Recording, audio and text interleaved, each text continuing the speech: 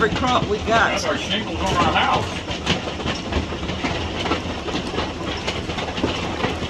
Getting the leaves off these trees. Yeah.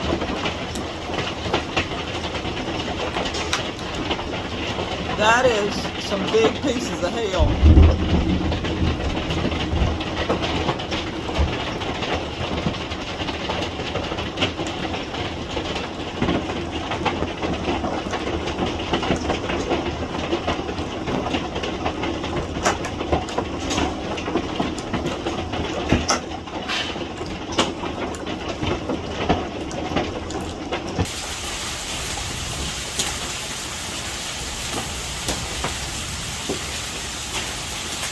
That one piece though has been there the whole time. It's big.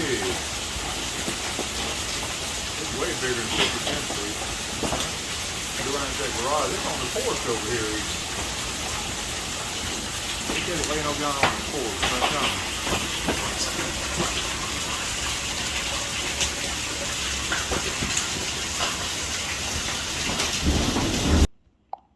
Okay, guys, this blue dot's where we're at right here. Thereabout. We don't leave our location turned on our stuff, so it's close, but it's still a mile or so away.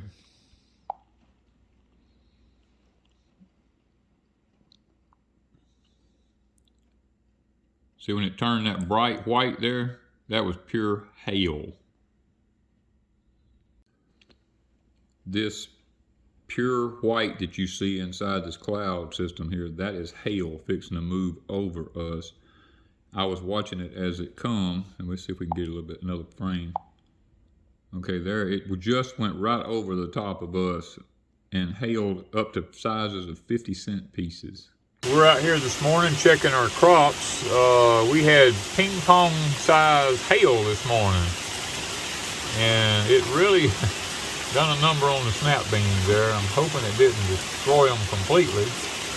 And all of our weather's not over with yet. We're just out between a break in it here checking stuff out, seeing how much we've lost. The wind may have blowed it over. It's hard to say if it's broken or if it's just blowed over. I know we had some hard wind. The hail was hitting the windows on our house. It was blowing so hard, and the hail was falling. Now we're talking about hail big as 50-cent pieces.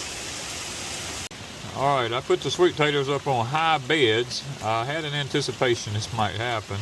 You can see it. First rows. First rows are, one of them is okra, squash, and green beans on the first 3 rows.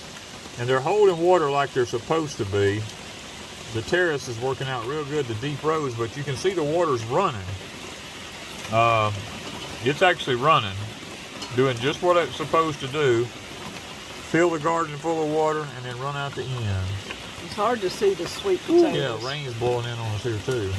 My feet's getting wet. It's hard to tell if how the sweet potatoes are doing from this angle. Yeah, it is hard I see to tell. green in there, so I know some of them are hanging in there. Yeah.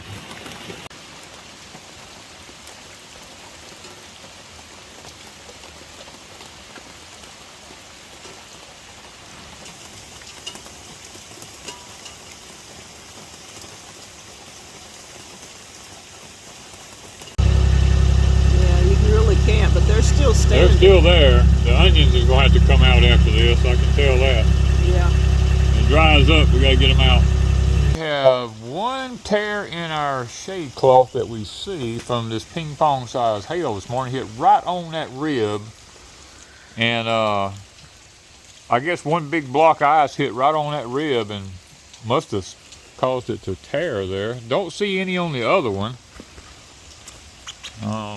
Looks like they fared pretty well. We're going to go inside and see if it's been leaking. Yeah, it's just a tear in the shade cloth. It doesn't look like it hurt the plastic. Yeah, that looks, we're okay with that because it ain't no sign of where it just poured on the floor here anywhere. So we're good with that. The whole back seems... The whole back seems to be good. I don't see any problems across with it anywhere. It all looks good, so we had no problems there. Just that one shade cloth tear. Yep. So I want to give you a quick update while we're out here. One of my my white seedless grapes, I put one of Mr. Mickey's little antennas in here that he made. And I want you to look at this thing now. Look at it. It's done growed all the way up going across the trellis here. This one is taking off. How tall was it when you put it there? It was like right here. So it's put a good bit of growth on. It's put about almost 2.5 feet on it. Now I want to look at the one that I don't. 1 week. 1 week. I want to look at the one that I didn't put one in. Look at this one. Still right here. I didn't put one in this one. So I got one in the house that needs it. It needs one, because I'm looking back. That one's already running up in the top of the trellis up there. This one's still just right here. Still at the same place it was when I put them in, both of them, because both of them were about the same size. And I put the one in that one and not one in this one, just because I gotta know, you know. And that one is twice the size of this one. Check with us next week. Oh yeah. All right, I put an Electroculture rod down, or antenna down Right on this, and this was already up to the top, barely touching the top a week ago.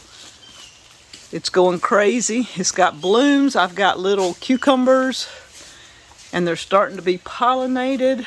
In a week or so, with the doors open, I should have plenty of cucumbers on this thing. I mean, this thing's done, went over the top and all the way coming back down the back side. I put an Electroculture antenna right by my crazy pepper. I think it's grown. It's grown about 3 inches. It looks amazing compared to what it did last week. Oh yeah, it's definitely took off. Isn't that beautiful? Look at that. Look at that. Beautiful tomatoes, guys. This one here ain't quite ready. No, it's there, but it's not ready. We got tomatoes everywhere. I hear it thunder.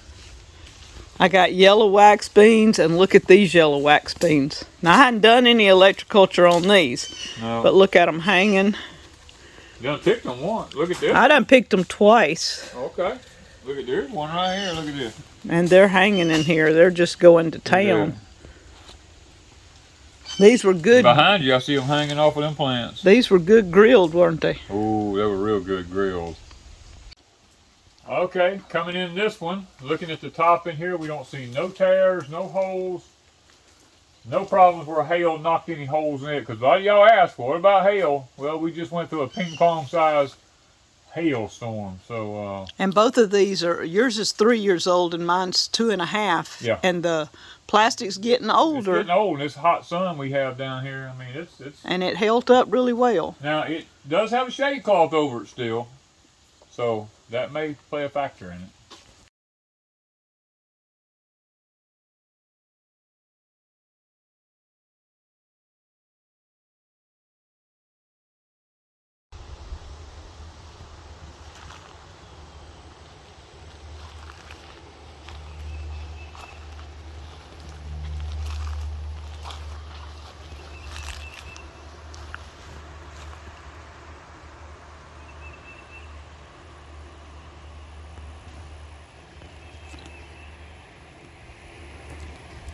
Several asked about the blueberries and the red crimson clover.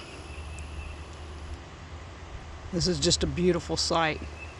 A couple of days it'll be drying, and Danny will be adding the nitrogen back to the soil. There's bees flying all in it. The wind's blowing. It's beautiful. And the blueberries, we'll show you in a few days, they are loaded. They're getting the nitrogen they need.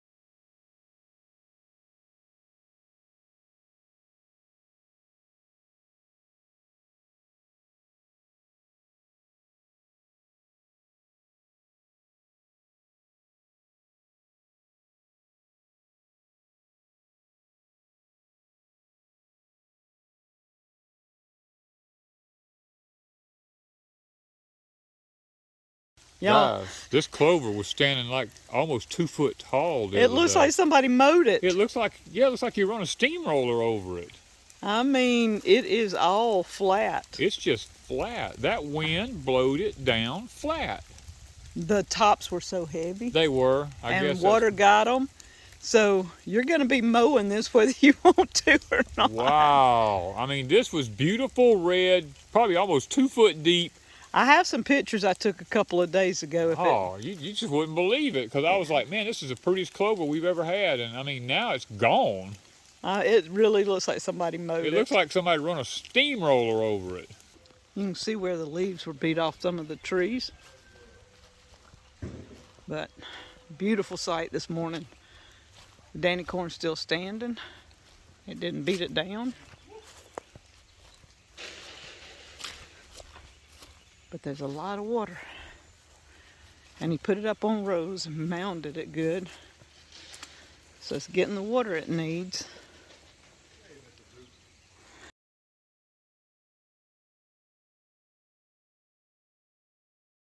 The water kind of ringed the onions for us.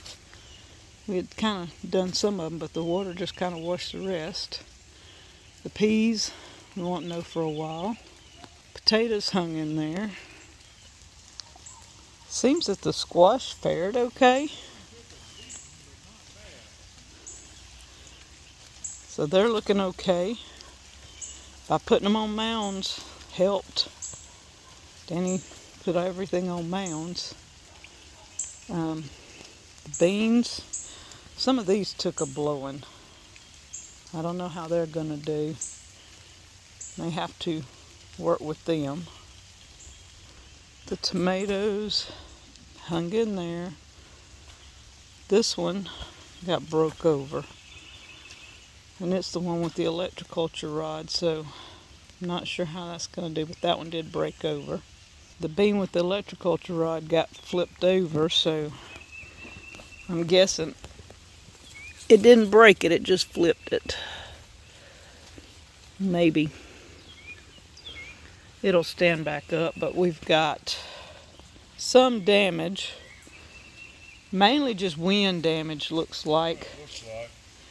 But in the ground, you can see indentions, looks like where hail hit in the ground.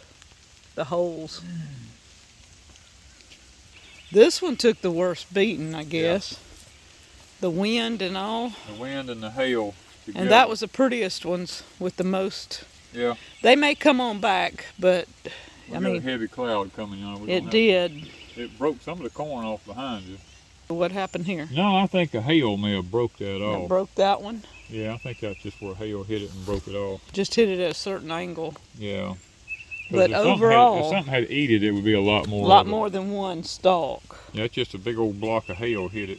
Most everything looks okay. You got some leaves every now and then are shredded. Got some damage to the leaves, but it can overcome that. As a whole, though, tomatoes did well. This tomato hung in there, doesn't look broken. The peppers took a pretty good hit. Yeah. Some of the leaves knocked off and stuff like that. But yeah, in this cage, they hung in there. Yeah. Well, guys, overall, it looks like we didn't do too bad so far. If the rest of the weather today ain't any worse, we fared fairly well. Now, it's broke, it's done a little damage, but when you got ping pong size hail, you can expect some damage. So we're thankful that things were not any worse than what they are. Well, the unusual caged up sweet potatoes look like they fared pretty well. They actually doing good. Yeah, and the soil was good and loose. It absorbed. First time it rained on it after I bedded it up, so it's done real well. Absorbed all the water they need for a week or better. Yeah. Well, guys, here's one of the issues we have. We have ponding water on our squash row. One of the squash rows kind of underwater there, but when we pushed and cleared the land, this was kind of a low spot through here. Now the corn is actually good for the corn because it's holding the water back. It didn't wash across it. That row is acting as a dam across here and letting this water gradually filter into the soil. I mean, we'll sacrifice this one little piece of a row up here if we have to. Means I got to replant squash. Well, we got some at Deepsouth, so hopefully we'll be all right. And of course, we have our culprits coming in here behind us. They're nosy as all get out. I just fed them. One of them's cleaning up. Well, what I know what it is, they wanting a bite of this corn, because every morning I've been coming out here thinning some of this corn out, giving it to them, and they. See her smelling? Trixie says, "Where's my corn?" Where's my corn? Yeah. Not today, girls. We got storm coming in. Got a cloud fixing to move in here, and plus it's awful boggy out there. I can't get out in there to. Not gonna ruin our corn. Nope, not gonna ruin it. They're gonna walk around because I'm used to putting it at the fences for them, and they're actually walking around the fences looking for it. Smelling. They're like, "Where's our corn?" And plus, I think they probably spent some time in the barn during all that storm to keep that hail off of them, and they're probably, this is really the first time they actually been out because they're not that wet. I think they waited till after the weather to They come were out from under the smart. barn. They stayed in. Yeah, they stayed up under that barn, and Duke. He's like, "I'm going back." Well, he's probably going back to the hay. They're finally. They're not eating hay like they were, so that's good. No, they got too much green grass over here. What you smelling for, Trixie? She said, "I smell that corn you've been feeding me every morning." Sorry. No corn today. Okay, guys, looks like the pond fared pretty well. It's like it's doing good. No massive damages or anything. The dam looks like it's doing all well. Grass is in, it's working good. And It's starting to run through the culvert. Yeah, it's been running through the culvert for about a week now. These are the squash that were underwater. They still look good. The water dissipated really quickly.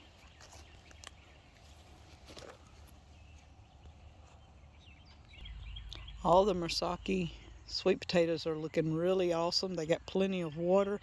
The green you see is from the oak leaves up, but all of them are doing really well.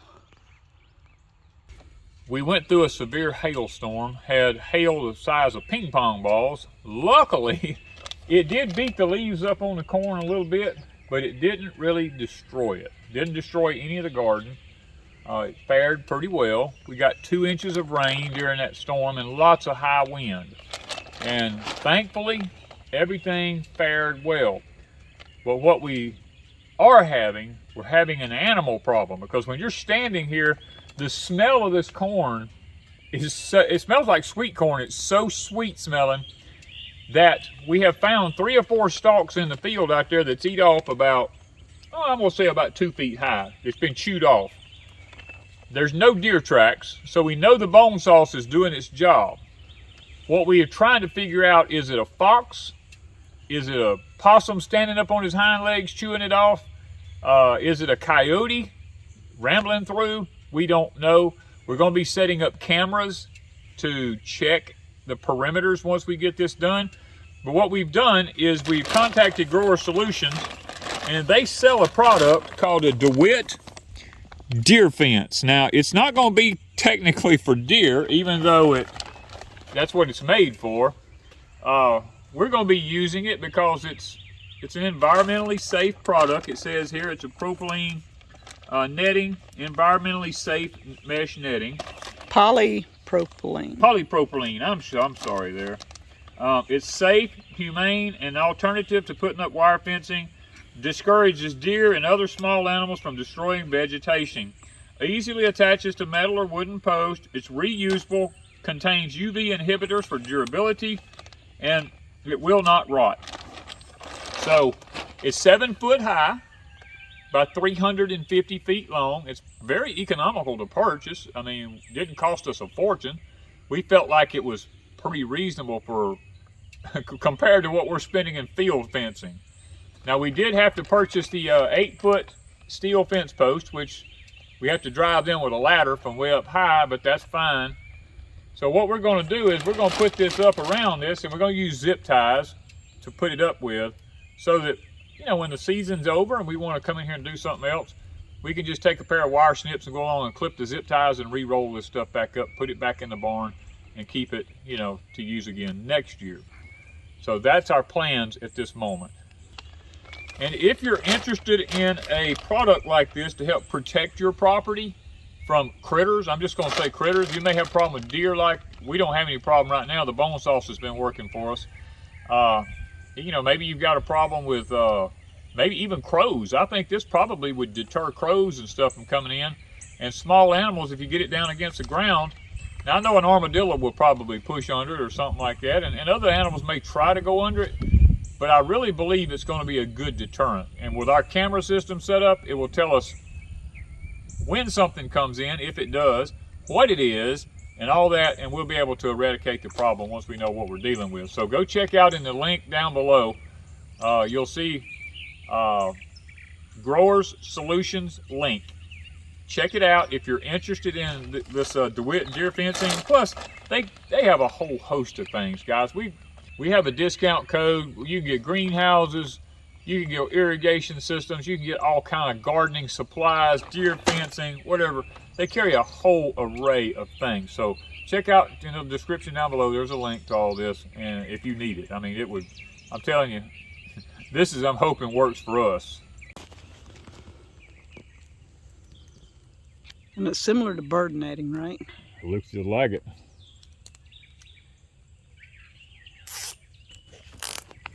It's folded in half. Yep. And you just roll it out some, unfold some of it, and go to the... I hook about 2 of the things over the top of the post. You know, I kind of let like 2 of them, 2 little squares. I let it kind of lap over the top a little bit. Give it some stability. Then I come down about 3 squares, and I hook through about 3 squares. Then I just zip tie it to the post.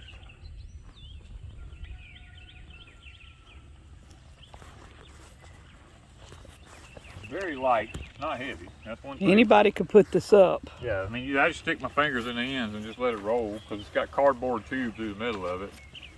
Not hard at all. The worst part of it is putting these fence posts up. Yeah. If you've got trees or something, you can run it around or whatever, you could. Yeah, that's the fence post is the hard part.